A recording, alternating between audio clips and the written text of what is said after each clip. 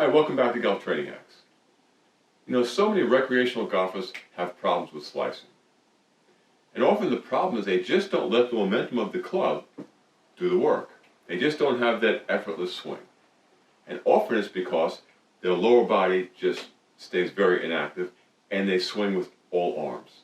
And what that does is create too much rear side force, usually, and that creates that outside in swing path that creates a glancing blow at the ball, and then that slice occurs with that spin that drives the ball out into the side of the fairway or into the trees.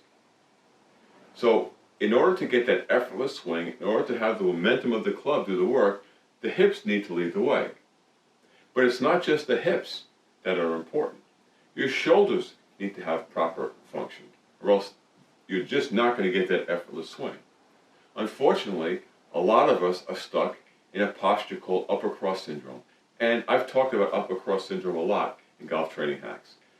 That's the posture where your shoulders are rolled to your midline and your upper back has a little too much flexion in it.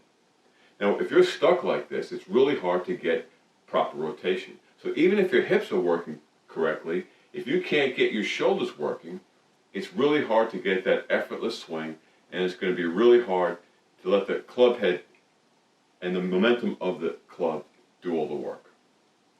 So here's a test to see if you're really stuck in this position. Put your arm out forward, keep your elbow stiff or straight, and then just pull your shoulder back and down. So what you're doing is you're pulling your shoulder blade or your scapula to the midline and down. Now I'm not rotating. My shoulder's staying square to where I'm facing, and all I'm doing is keeping my elbow straight and moving my scapula. If you can't do that, then you're stuck in this forward position, and it's going to be really hard to get that effortless swing that allows the momentum of the club to do the work. But more importantly, if you keep trying to force your upper back and your shoulder into a big backswing when it just doesn't have that function, you're at risk for injury for your back and your shoulder. And if you keep accumulating these swings, you keep forcing that position every time you swing a golf club, your risk for injury goes up. In the video, Reduce Shoulder Injuries from Golf with these techniques, we use self-massage techniques to release some of the stiffness around the shoulder and upper back. And you really need to do that before you actually work on trying to improve the joint position and joint function of your shoulders, or actually any other joint. So that's the first step. So if you haven't looked at that video, go back and take a look at that video. It will really help you with the exercises in this video. Because in this video, we're going to work on the muscles that control the scapula, and therefore the muscles, or some of the muscles, that control the shoulder. So we're going to try to work on rebalancing and strengthening the muscles that control the scapula to help you get better posture and get better movement in your shoulder. So let's get started. In this video, I'm going to give you an exercise to help you improve the way your scapula functions. Now, of course, there are a bunch of muscles in your upper back that control scapular movement. But one that's kind of overlooked is the serratus, and that's this muscle right here. That muscle also controls the way your scapula move, and you have to make that stronger as well. So you can do that with pulleys or a band. So I have a pulley band set up on this plyo box. So you're going to use this pulley system to work that serratus. What I'm doing in this exercise is pressing up, let's say 45 degrees to the ceiling. And what I'm trying to do is really extend my fists as far as they can go forward. So I'm going to brace myself, screw my feet into the ground, squeeze my butt, get a good base to work against. And now I'm going to press this up as far as I can so that this muscle is working. So I'm not just pressing like this. I'm trying to extend all the way out and come back. I'm pressing up about 45 degrees. I'm extending as far as my scapula will let me upwards, and then I'm coming back. Press up and extend and back. Press up all the way, extend, and come back. You could also do this with one arm. So I'm going to do this with a one arm press. Again, 45 degrees up. I'm trying to extend this as far as I can and come down. extend as far as I can, and come down. You're doing that single arm Serratus press. What you want to do is not rotate. So I'm not rotating. My shoulder's staying square to you, and I'm pressing that band up and working this muscle.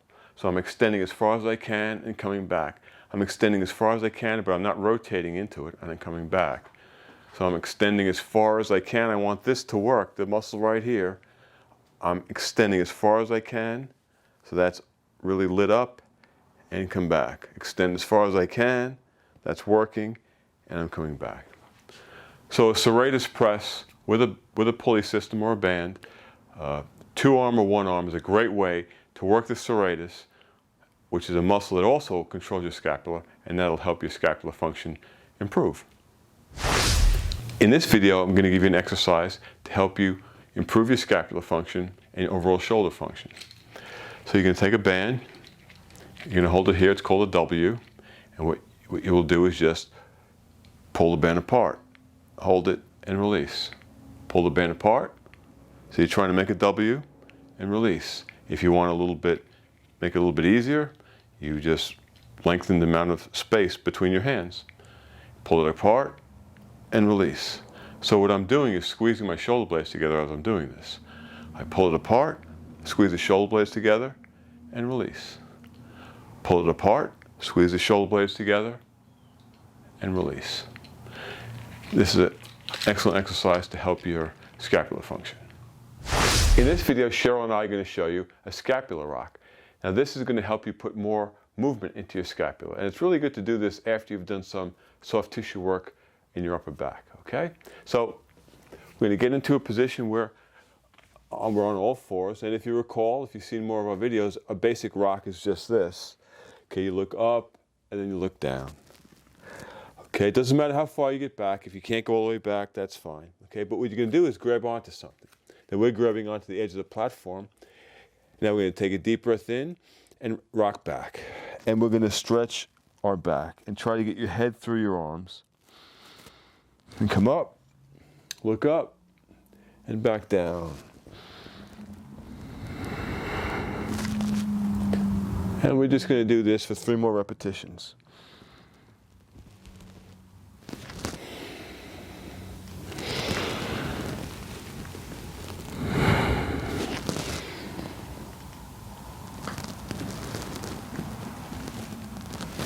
And back to the starting position, okay?